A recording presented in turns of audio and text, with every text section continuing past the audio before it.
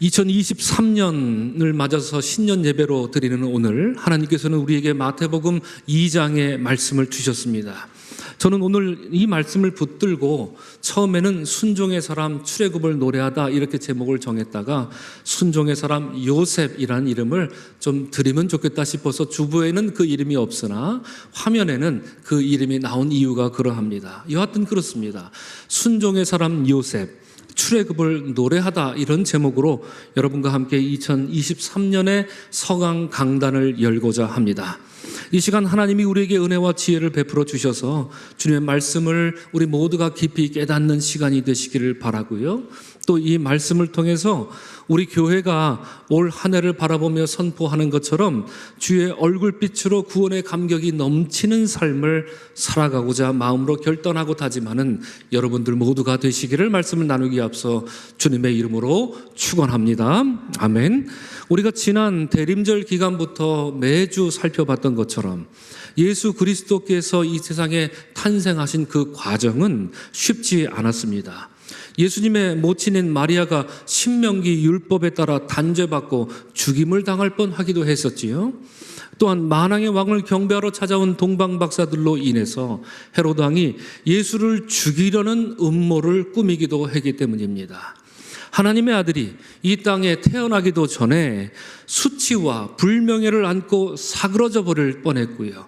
태어난 뒤에조차 아기 예수의 목숨은 언제 사장돼 버릴지 모를 위급한 상황에 놓여 있었기 때문입니다.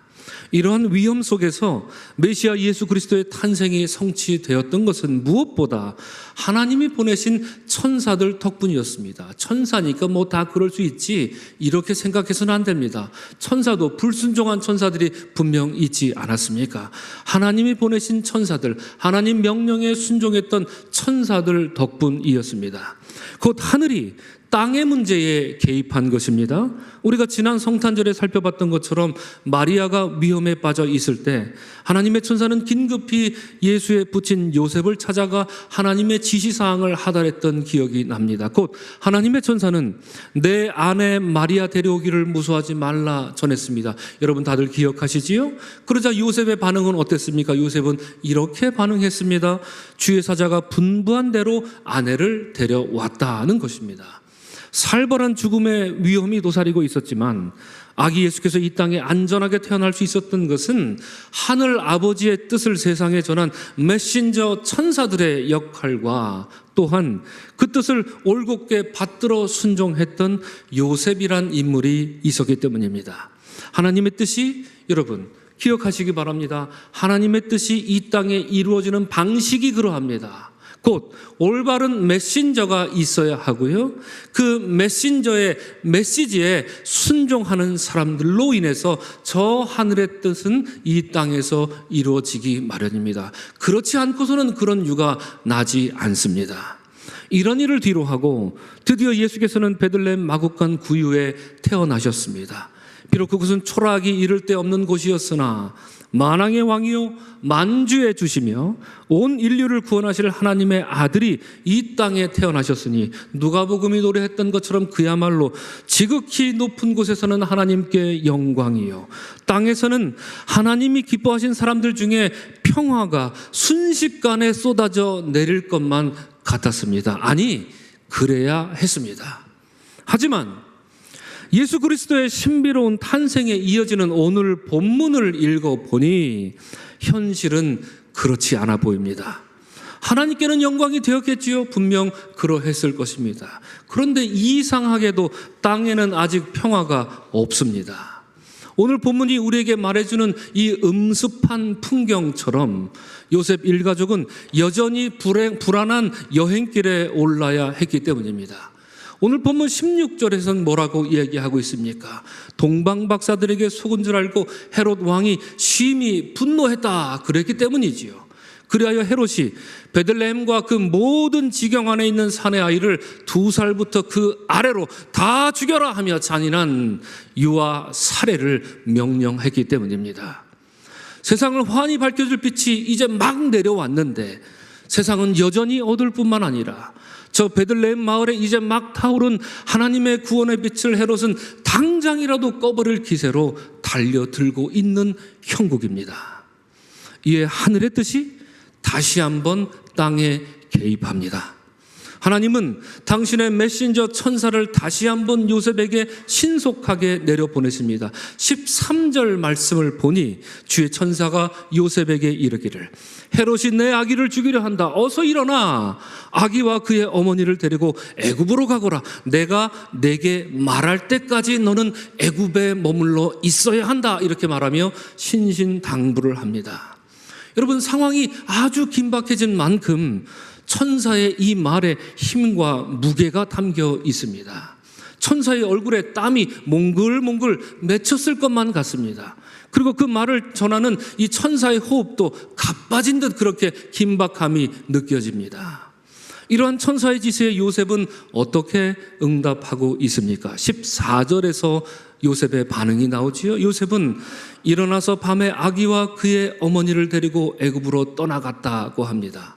여러분, 천사가 뭐라고 명령을 했고 요셉은 어떻게 반응을 했습니까? 13절과 14절을 한번 눈으로 살짝 보시면 천사는 일어나 아기와 어머니를 데리고 애굽으로 가라 했더니 요셉은 그 명령에서 한치의 벗어남도 없이 일어나 아기와 그의 어머니를 데리고 애굽으로 갔다는 것입니다. 여러분, 조금 과장되게 말하자면 요셉의 행동은 마치 프로그래밍된 로봇처럼 움직이는 수준입니다. 제가 오늘 3부 예배 때는 젊은 사람들과 예배하기 때문에 이걸 좀 랩으로 좀 이렇게 해볼까 지금 노력도 해봤는데요. 그런데 그가 길을 떠난 때가 언제였다고 성경은 말합니까? 요셉이 언제 길을 떠났다고 말하지요? 밤이었다고 성경은 말합니다. 마태는 애써 우리에게 밤에 떠났다 그렇게 말해줍니다. 고대 근동 사회에서 밤은 위험과 암흑을 상징합니다. 영적으로는 악마가 통치하는 시간이다 이렇게 믿을 정도였습니다. 여담이지만 여러분, 예전에 KBS에서 방송했던 전설의 고향이라는 드라마를 보면 주막에 들렀다가 이렇게 막걸리 한잔하고 밤길을 떠난 사람들의 운명이 어떠했습니까? 10중 8구 얼마 가지도 못해 구미호를 만나 죽습니다. 그렇죠? 그래서 밤길을 피하기 위해 주막에 가는데 꼭 가지 말라 했을 때 괜찮아 하고 떠난 사람들 꼭 구미호의 시선에 들어오게 되는 것이지요. 그래서 여러분, 밤은 강도나 짐승을 만나 험한 꼴 당하기 딱 좋은 그런 시간이었습니다. 동서고금을 막론하고 말입니다. 그래서 밤의 길을 떠나는 법은 없습니다. 누구나 밤을 피해 낮이 오기를 기다렸다가 길을 나서는 것이 순리였으니까요. 하지만 요셉은 천사의 말을 듣던 그 밤에 그 순간에 일말의 지체함도 없이 곧장 일어나 길을 나섬으로 하늘의 뜻을 받들었던 것입니다. 이러한 험난한 과정을 통해서 애굽에 도착한 요셉과 그의 가족은 유아 살해를 명령했던 헤롯이 죽을 때까지 그곳에 머물러야 했습니다. 오늘 본문 여러분 19절 말씀을 보면 이렇게 말하고 있지요. 헤롯이 죽은 뒤에 이윽고 천사는 다시 요셉을 찾아가 말합니다. 여러분, 문장을 성경 말씀을 잘 보시기 바랍니다. 어떻게 말을 하고 있습니까? 일어나 아기와 그의 어머니를 데리고 이스라엘 땅으로 가라. 이렇게 천사가 말합니다. 이것이 예수님 탄생 과정에서 천사가 요셉에게 세 번째로 전한 명령이었습니다. 그렇죠? 이러한 천사의 말에 요셉은 21절에서 어떻게 응답하고 있던가요? 여러분, 찾아볼 곳 없습니다. 요셉은 우리를 실망시키지 않습니다. 요셉은 응답하기로 일어나 아기와 그의 어머니를 데리고 이스라엘 땅으로 들어가니라. 이렇게 성경은 21절에서 말합니다. 다시 한번 요셉의 진가를 봅니다. 요셉은 천사가 전한 세 번의 지시사항에 1.1획의 오차도 없이 완벽하게 이행합니다. 하나님 말씀에 순종하는 삶이 무엇인지 여러분, 성경에서 이 요셉만한 사람이 또 누가 있을까 싶습니다. 요셉은 말이 아니라 삶으로 그저 묵묵히 이행했던 것입니다. 천사는 요셉에게 세 번 나타나 하늘의 뜻을 전했고요. 요셉은 천사가 전한 하나님의 명령을 문자 그대로 지독하게 순종하여 지켜낸 참으로 의로운 사람이었던 것입니다. 여러분, 한번 떠올려 보시기 바랍니다. 혹시 기억나시는 거라도 있으십니까? 예수님 탄생 과정에 요셉이 계속 나오지요. 1장부터 2장까지. 그런데 그 과정에서 요셉이 어떤 말을 했던 거 혹시 기억나는 게 있으신가요? 1장부터 2장의 말입니다. 요셉이 무슨 말을 했다면 혹시 기억나는 게 있으신가요? 마리아의 임신 사실을 알게 됐을 때 성경은 말합니다. 그는 다만 가만히 끊고자 했던 것을 우리가 지난주에 살펴봤습니다. 천사가 두려워하지 말고 아내를 데려오라 했을 때도 그는 말없이 데려왔습니다. 오늘 본문에서 애굽으로 떠나라 할 때도, 그리고 다시 이스라엘로 돌아가라 할 때도 요셉은 아무 말도 없이 그저 순종하기만 합니다. 그런 예수 그리스도의 탄생에 있어서 없어서는 안 될 중요한 역할을 감당했으면서도 말은 하지 않습니다. 다만 겸손히 하늘의 뜻을 받들었고 순종했을 뿐입니다. 여러분, 순종이라는 것이 도대체 무엇일까요? 순종, 헬라어로 순종하다는 말은요, 휘파쿠오라고 합니다. 이게 휘파라는 말과 휘포라는 말과 쿠오라는 말이 합성해서 이루어진 것인데, 이것은요, 이 말은 누구의 아래에서 듣다는 기본적인 뜻을 가지고 있습니다. 여러분 기억하시기 바랍니다. 순종은 누구 아래에서 듣는 것입니다. 그것이 순종입니다.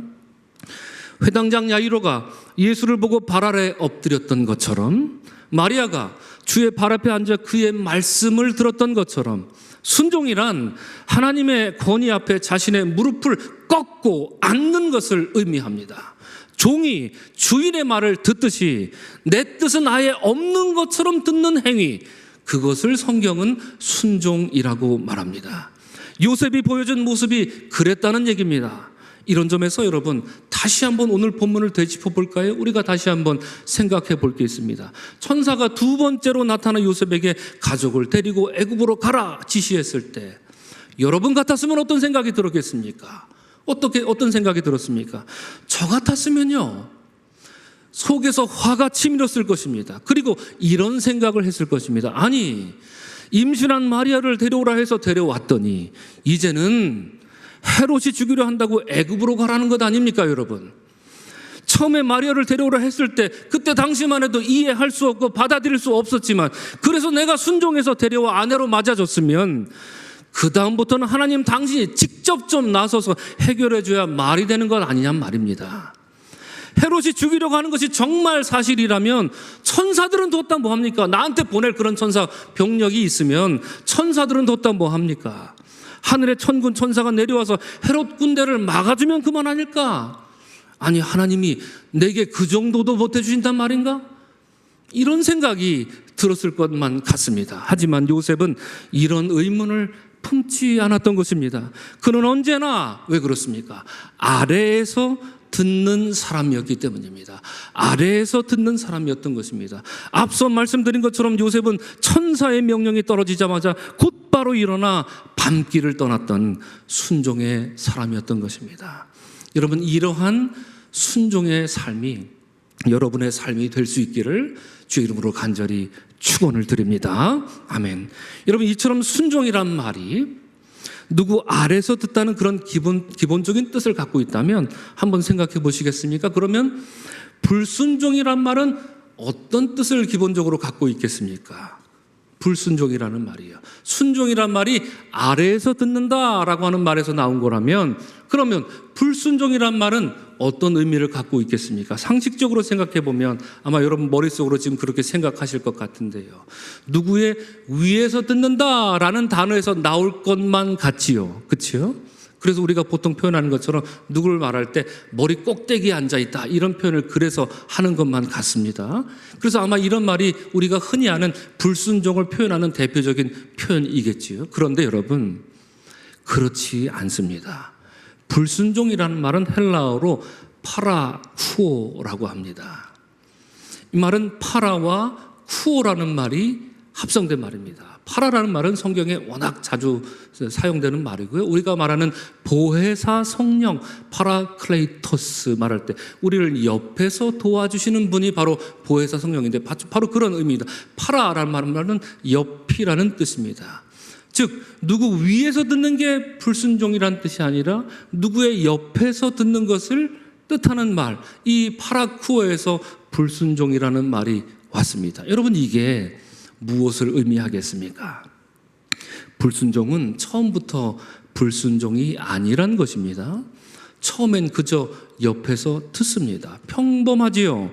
멀리서 보면 오히려 그럴싸하게도 보입니다. 그러나 옆에서 듣다 보니 차츰 하나님 말씀을 자기와 대등한 위치에 놓습니다. 왜요? 옆에서 들으니까요. 그리고 시간이 좀 더 지나면 하나님 말씀에 이러쿵 저러쿵 토를 달고 평가를 하기 시작합니다.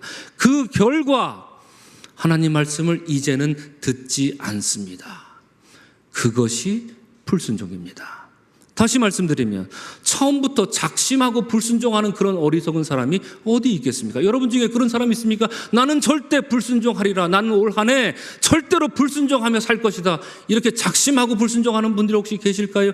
없습니다. 처음부터 누가 그런 어리석은 짓을 하겠습니까? 불순종은 그렇게 생겨나지도 않습니다. 불순종은 삶의 자잘한 태도가 말 한마디가 모이고 또 모여서 삶의 자잘한 태도가 쌓이고 또 쌓여진 그 결과가 불순종입니다. 그래서 불순종은 쉽게 드러나지도 않고 스스로 불순종인지 알아챌 수 없습니다. 왜냐하면 불순종은 위에서가 아니라 옆에서 시작하는 것이기 때문입니다. 그래서 불순종은 최악의 상황에 가서야, 더 이상 돌이킬 수 없는 상황에 가서야 겨우 드러날 정도로 위험한 영적인 질병인 것입니다. 사랑하는 성도 여러분, 오늘 우리는 천사의 명을 받아 애굽으로 떠났고 다시 출애굽하여 이스라엘에 돌아온 요셉의 순종에 대해 나누었습니다. 하늘의 천사가 전해준 3번의 명령에 저 어리석을 만큼 우직한 요셉은 그저 아래에서 듣기만 합니다. 그것이 순종이었습니다. 이러한 요셉의 순종이 여러분의 삶에 아름답게 채색되는 2023년이 될 수 있기를 주님의 이름으로 간절히 축원을 드립니다. 저는 오늘 말씀을 읽으면서 여러분, 이 경건한 이스라엘 사람 요셉이 애굽 땅에 들어갔을 때, 가족을 데리고 애굽 땅에 들어갔을 때, 아기 예수를 안고 애굽 땅에 들어갔을 때 제일 먼저 그는 누구를 떠올렸을까 한번 상상을 해 보았습니다. 아마도 그는 자신과 이름이 똑같은 요셉을 한번 떠올리지 않았을까 싶었습니다. 우리가 아는 야곱의 11번째 아들 그 요셉 말입니다. 형들에게 미움받아서 애굽의 노예로 팔려갔던 요셉. 하지만 우여곡절 끝에 끝내 애굽의 총리 대신이 되었던 요셉. 그리하여 애굽 땅에 이스라엘 백성들이 자자손손 뿌리 내릴 수 있도록 했던 바로 그 요셉 말입니다. 그 요셉을 떠올리면서, 그리고 그 요셉의 흔적을 보면서 예수에 붙인 요셉은 아기 예수를 품에 안고 애굽에서 기도하며 이렇게 노래했을 것입니다. 하나님, 이 아이가 요셉처럼 명민하고 요셉처럼 지혜로운 아기가 되게 하여 주옵소서, 이렇게 기도했을 법합니다. 그리고 여러분, 요셉이 애굽 땅에 들어갔을 때 2번째로 떠올렸던 사람은 누구였겠습니까? 아마도 여러분, 모세 아니었겠습니까? 애굽 땅에서 종살이하던 요셉의, 바로 그 요셉의 후손들을 이끌고 가나안 땅으로 데려갔던 저 위대한 하나님의 종 모세 말입니다. 생각해보니 모세도 하나님이 그를 부르실 때까지 미디안 광야에 피신한 적이 있지 않았습니까? 자기의 신세처럼 말입니다. 그러나 하나님이 다시 그를 부르셨을 때 이스라엘 백성들을 이끌고 6월절 그 밤길을 떠나 출애굽을 감행했던 인물이 모세 아니었겠습니까? 그 모세를 떠올리면서 기억하면서 요셉은 아기 예수를 품에 안고 애굽에서 기도하며 노래했을 것입니다. 이렇게 말입니다. 하나님, 모세가 백성을 이끌고 가나안 땅에 들어간 것처럼 당신께서 임마누엘이라 하셨고 당신께서 예수 곧 구원자라 이름 지으셨던 이 아이가 당신의 뜻을 온전히 이루어 나가는 아이 되게 하여 주옵소서, 이렇게 기도했을 것만 같습니다. 이렇게 기도하면서 요셉은 천사의 약속을 단 한시도 잊지 않았을 것입니다.